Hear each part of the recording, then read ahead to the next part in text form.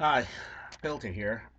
Uh, I'm still trying to learn how to do Windows 10 here, so yeah, they kind of changed a few things on me.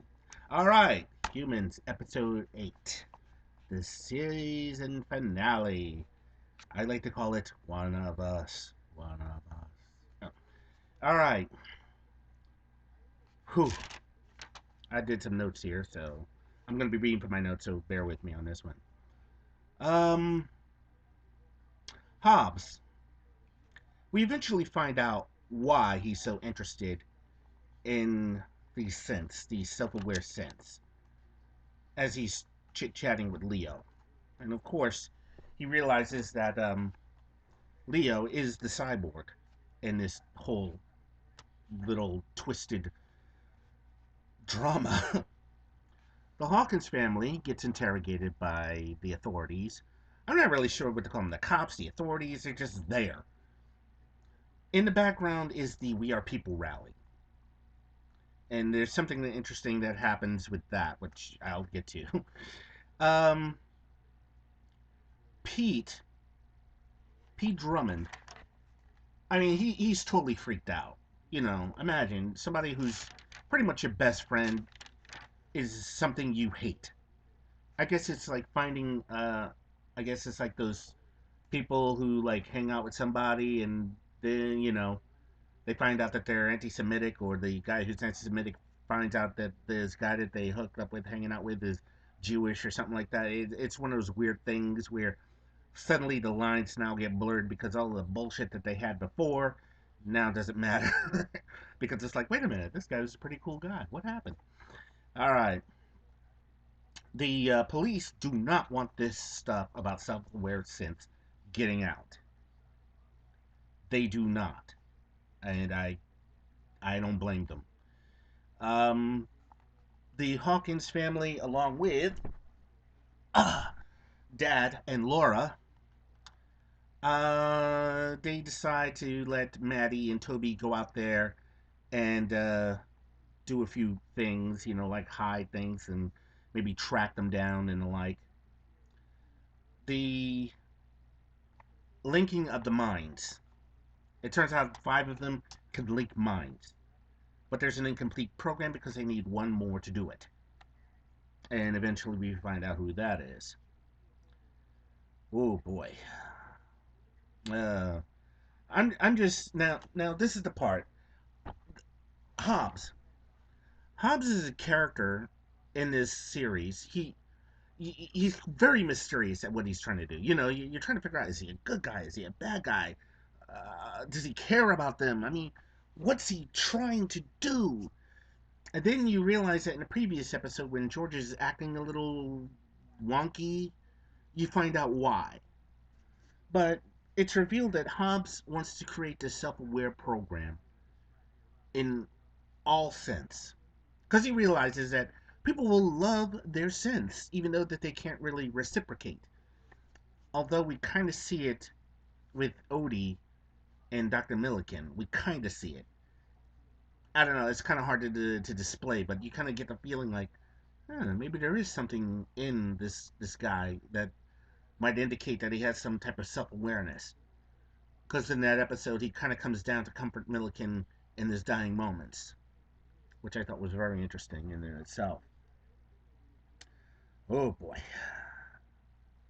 Again, Hobbes wants to create these self-aware things, these self-aware sense to do this, to respond in love, and also to create a slave class. Not to mention the financial benefits of synth brain interface. And in a weird way, I kind of understand how that would actually be something viable. In the sense of this, somebody gets in an accident and or a tumor. Imagine having something synthetic to kind of back up or maybe even enhance the brain. When those cells have to be removed, you have this. You could shunt memories to the synthetic part and experience to that, and then the person might come out maybe not as better, or maybe even better. Who knows? But I actually understand the medical benefits of that. But then again, it's a little frightening in itself because it's sort of like if somebody is able to hack a computer, which is imagine them hacking your brain when you least expect it. All right. Um. Wow. Leo gets interrogated again by Hobbs. Karen is watching, or Beatrice, and there's scenes in there where you could tell that during this scene that you could tell that maybe she might be developing something else. It's like she's able to shut up her emotions at the drop of a hat. But because she's an android, she's just able to do that. And Leo, at one point when they're alone, appeals to her humanity, knowing full well she's not human, but she has human qualities. She has those things that, well, I guess what you describe as make us human. Eventually, Maddie and Toby, with the help of Pete Drummond, are able to blackmail Hobbs into releasing the others. And when they were released, Hobbs says something about a failsafe. I thought the failsafe was someone who was going to narc on him, but it turns out it was something implanted in the synth George. And in a weird way, they have to do a sacrifice with George. And we're not sure what's going to happen into the next season, if they even decide to put a season out here in the United States. Uh, Beatrice, Karen Beatrice, as she's looking at memories of Leo and seeing his actual mother, whom she is based on, you could tell she's kind of getting there, but not yet. And there's a whole idea about leading them through the promised land. It's sort of like Leo, I guess, is Moses, and he's leading his people to a place where they can live free. Again, they take I guess they take some liberties here, but again, when they're on the run, they get smack dab into a We Are People rally. Now, the rally is interesting. The spokesperson, or let's be more precise, there's a spokeswoman. A spokeswoman. It's very interesting in and in itself. And, hmm, wow. Um, Again, Leo offers Beatrice, a way out. Again, Laura finally comes clean about Tom. I mean, it took her all this time, and I don't know why she took so long to just tell him, but I guess it's part of the plot device. So when the group actually links minds, including Karen slash Beatrice or Beatrice slash Karen, take your pick. Beatrice attempts to shut them down, but it's the appeal of Mia that kind of puts that on the kibosh. And eventually, they they actually during the process they actually bring back Max. Max, who was in a very terrible state, is now back, flourishing, happy, smiling. And unfortunately, at this point, as they all try to go off and find their way, they could not take George with them. George has to be shut off, and he's left in this abandoned part of this cathedral. They cover him up, and because they can't bring because he's got the little beacon in there. So every time he's activated, there's Hobbs, and that's the last thing they want. Um, Niska, she's on her "let me find my own destiny" thing, and she bails. Beatrice, she just takes off. We find out a little later. And huh, ooh, here's the thing. Laura and Mia, they have this moment, and I just find again, I keep finding it very interesting. A husband bangs her, and she's more friendly to her than her husband, even though a good amount of the shit that Joe Hawkins does is kind of Laura's fault. That's my opinion. Um, oh boy. By the end, by the end, um, what happens is as Beatrice is going off wherever, Pete finds her, and I guess Pete's prejudice is, I guess it's over. His prejudice towards sense is over, and he and Karen, rather Beatrice, walk off into the night. By the end of the this season, the Hawkins are reunited as a family. You know, dad and son are playing an Xbox game or a PlayStation. I can't tell. Mom is a little bit more attentive. Maddie has focus in her life. Sophie, Sophie is beginning to act like Mia or Anita by even responding in a sort of robotic manner. Very cute. And one little ominous thing happens is with Maddie as she's looking for this backup drive. Oh, coincidentally, there's a drive that allows them to say, "Hey, look, take this drive, this program that can make all sense aware.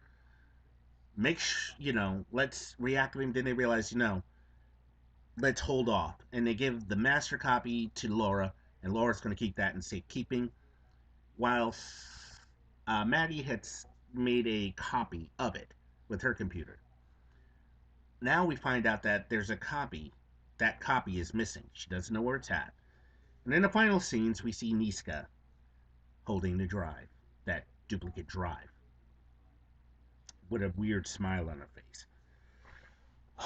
All in all, I have to rate this show. It's very interesting to me. It raises some ethical questions. I mean, it raises a lot of ethical questions to that I don't know if we're prepared to answer them all. I mean, creating artificial life, intelligence, and sending it out into the world, to me, creates a whole host of problems. Again, do you give them voting rights? Do you give them rights to own property? It's a conversation that was had for centuries, and I mean that's one of the most interesting things about this show. The one thing that I do not like about this show is that the guys, mainly the men, are kind of treated as oafs. They're really honestly treated like oafs. They're all the women get to shine on this. They really do.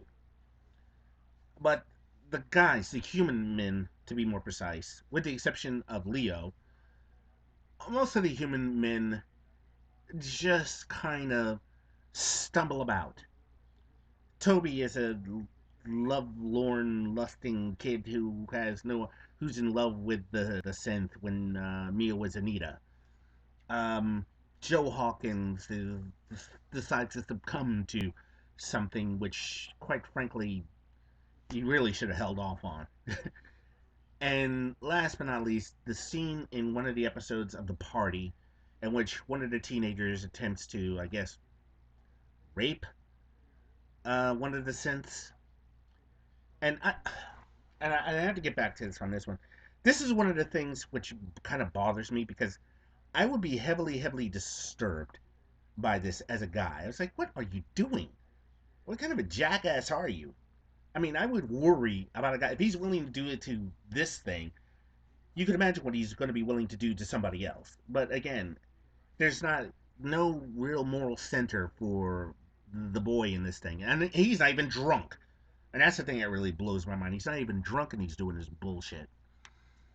But I guess this is supposed to be the lad culture that they try to tell us that exists, or the boys will be boys, bullshit. Well, like I said, um, Hobbs is the bad guy, of course. And of course, the women eventually, I guess, there's two Mary Sues in this. Three, if you count uh, Anita, or I'm sorry, Mia. Anita, of course, Maddie, and Laura. They all make things better. Well, I'm kind of hoping that they improve the season coming up. I would really like for them to do that. But in the meantime, that's just my review for this season. I'll probably do a review on something else that might tickle my fancy. So in the meantime, you guys, if you please watch the show Humans, get yourself caught up to speed. And if you guys have any decent ideas, or if you guys have any want to have a conversation about it, just drop me a line. You know where, and I'll see if I can get back to you. In short, peace. I'm out. And this thing really sucks on Windows 10.